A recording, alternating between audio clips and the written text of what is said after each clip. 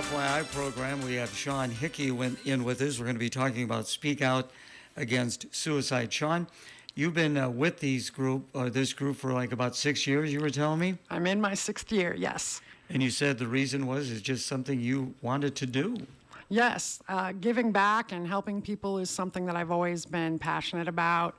I've worked with people with disabilities, elderly, and this kind of just fell in my lap, and I'm just running with it. So I love my job. I love my board members. You know, we're very supportive of each other, and this community has been wonderful to us. Speak Out Against Suicide. How did this all come about? You said you've been there 6 years. I've been here 6 years. So the story goes way back when there was what seemed to be a chain of suicides in Comanche. And those suicides brought on a young lady to come home to her mother and say, "Mom, we got to do something," which led to a booth at an event and raised a little bit of money, and then it's spiraled from there. So it's not really a simple thing. It's just somebody paying attention to what the community needed, and that was that we help each other. And you are a Comanche native, so it's kind of close to you. Yes, I grew up in Comanche. I graduated in 1985 from Comanche, so that means I'm only 29.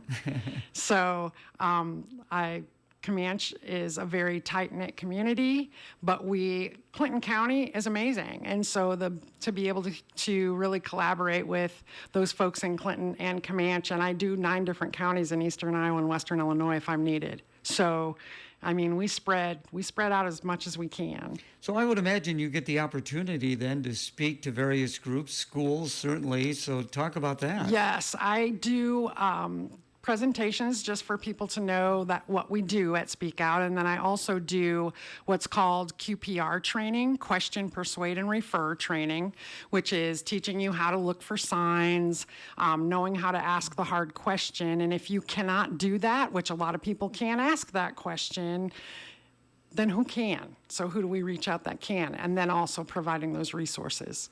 So what are the signs? What are we looking for? You're just looking for like your inner circle people. So a lot of folks say that when somebody has taken their life that they didn't notice any signs.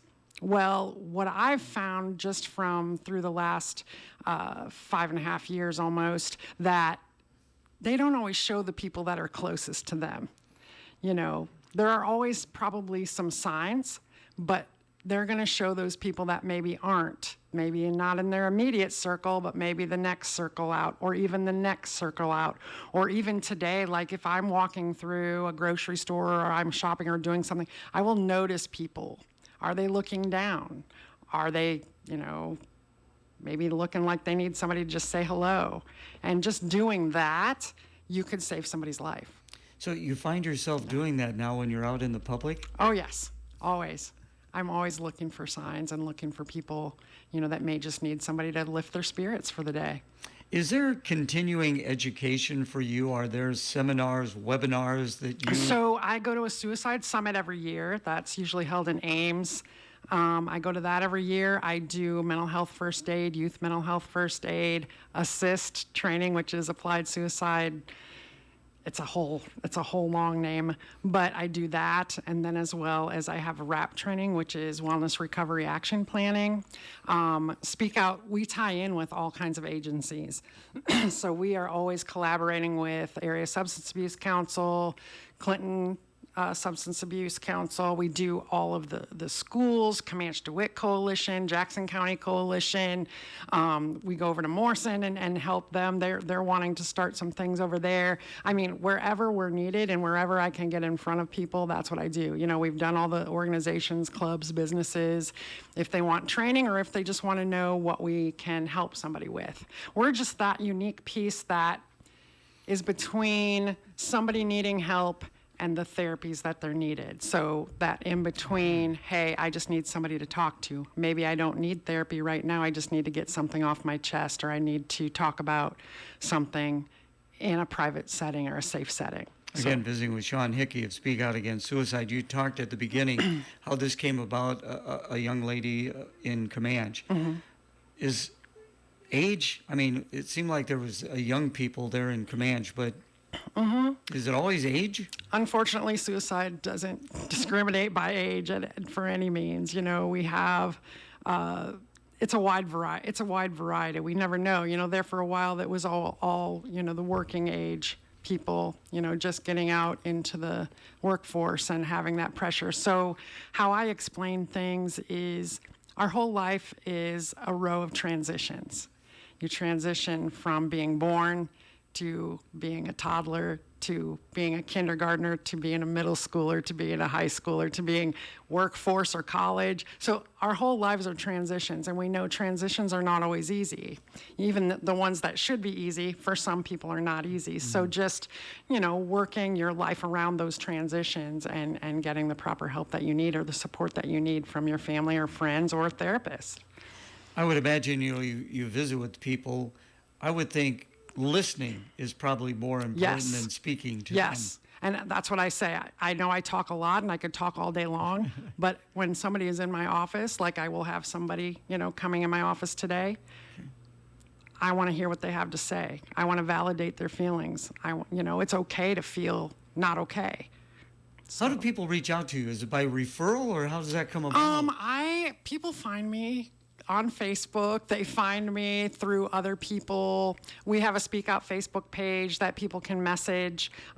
We do have an office phone, but I am hardly ever in the office. I like to meet people where they're at, safely, of course. So what we do is we go by what's called helps. So what is a help? So say, Gary, you message me and say, hey, I'm just having a tough day. Mm-hmm. And I will message back and forth and try to get you picked up, because what it comes down to is how we talk to ourselves. Mm-hmm. At the end of the day, no matter what the circumstances are, our brain becomes the negative piece. And we all know you cannot think a negative and a positive thought at the same time. So when you're constantly putting negative thoughts into your brain is going to break down. So that's one thing that we want to do, is we want to lift people up. We want to tell them, hey, it's okay to be sad right now. Do you need to cry? You cry. Do you need to swear at me? Go ahead. Do what you need to do. Do you just want to paint a picture? Do you want to pet the dog? I have a therapy dog that we bring. So, you know, what is it that you need from me? And I am there for you, and we're going to get through this together, is basically what it is. We have you in First Wealth Financial. I think this is the second year that they are doing this for you. It's a golf tournament. It's going to be next Friday. Talk about how you fund what you do. So we are mostly privately funded. We do get a couple of smaller grants. We have the Danny Project grant that we received from Nestle Purina, and that grant went for my training of my therapy dog, and also we provide bags full of necessities for Rhonda's house out in DeWitt, so through Life Connections Peer Support Recovery. So we provide bags to them, so as the folks that come out there to stay have something when they leave. You mentioned you have a board of directors. Talk about those. They are the most wonderful. We have Nikki Carber, Esther Vogel, Barb Linder, Margot Bausman, Jim Holcomb, Tricia McLennan, and I'm missing somebody. How often do you guys get together? They get together once a month, and sometimes more if needed. They might meet. Sometimes I get to stay a full meeting. Sometimes I don't. But just getting they do so much more. So they're always planning what our fundraising events are. So we have a huge gala that will be April 3rd this year out at Murphy's Court in DeWitt. We also do a Breaking the Silence walk, which is coming up September 13th. So all of our flyers and all of our information is on our Facebook page. So, you know, check that out and get signed up, because that's how we mostly get privately funded and through our own fundraisers. Something came to my mind. Of course, we're talking about the people who are maybe contemplating suicide, but what about those people who are left after a suicide has happened? I would imagine that's got to be really tough that's for them. It's a whole different kind of support. So I just remembered my other board member, Roxanne Sater. She's our board president. How do you forget that? Because she's so wonderful. So what that entails is just a different kind of support. We also know that when somebody has taken their life within an immediate family, that it ups that immediate family's chances by 4. So we want to make sure they're supported. So for instance, if I learn of a suicide, I might be reaching out to family that day or that next day. But I have figured out that it takes about 48 hours of processing. And so I just get the note out there, hey, we're here. If you need us, let us know. We'd be happy to sit with you and let you talk. So that's a huge thing. Let's take a break for the weather, and then we'll be back with more. Our 1545 weather update brought to you by Electronics. More Chamber of Commerce type weather expected for your Thursday. We will see more clouds this afternoon, but generally speaking, mostly sunny today. Temperatures into the mid-70s. For tonight, mostly cloudy skies. Gets us a little bit warmer for those overnight lows. That'll be closer to 60. With your Storm Track 8 weather impact forecast, I'm meteorologist Andrew Stutzky. Right now, we're looking at partly cloudy conditions, 67 degrees. Our update brought to you by Electronics. Electronics Incorporated, the area's largest communications and alarm systems company, where their #1 goal is customer service. Their quality work in a timely manner keeps you connected to the world. Electronics technicians realize that communication is the key to your company's productivity and profit. Their professional team has decades of experience that bring you the best possible service. Electronics Incorporated, 522 North 2nd Street, Clinton, or go to electronicsinc.com.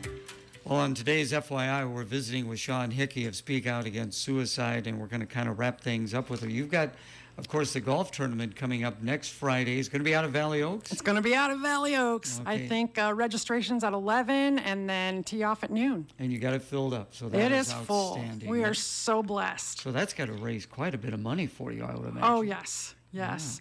And like I said, what we use that money for is to provide therapies to those people that either can't afford it, or the insurance only covers so much, or maybe a single mom needs co-pays for her kids to be in therapy, those types of things. So we're blessed to be able to do that for people. And you've got other fundraisers coming up. Oh my gosh, we have so many people in our community that care about us and want to keep us going.